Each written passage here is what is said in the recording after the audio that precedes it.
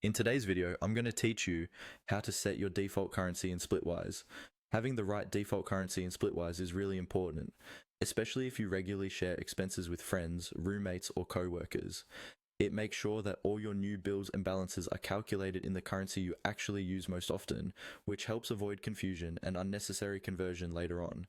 In this walkthrough, I'll guide you through the exact steps on the Splitwise website, and by the end, your account will be set up with the currency you prefer. First, open your web browser and go to the Splitwise website, then log into your account if you aren't already signed in. Once you're logged in, you should land on the main dashboard. This is the page where you normally see your groups, friends, and recent expenses.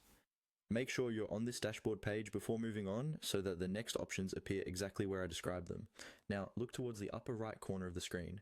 You'll see your profile icon there, which might be a small picture, your initials, or a simple user icon. Click on that profile icon. This opens a small menu that lets you access different parts of your account. From the menu that appears, click on the option labeled Your Account. This will take you to your account settings page, where you can adjust personal details, notifications, and of course your default currency. Give the page a moment to load if your internet is a bit slow. On the account settings page, look for the section that shows your default currency.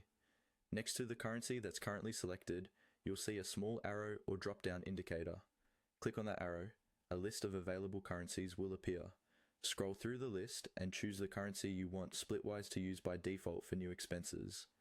Take a second to double check you've picked the right one, especially if there are multiple versions of a currency or similar symbols.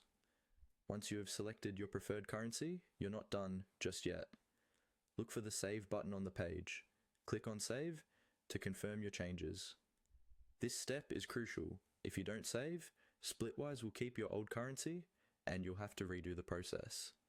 After saving, your default currency is now updated. All new expenses you add will use this currency automatically, making your expense tracking simpler and more consistent.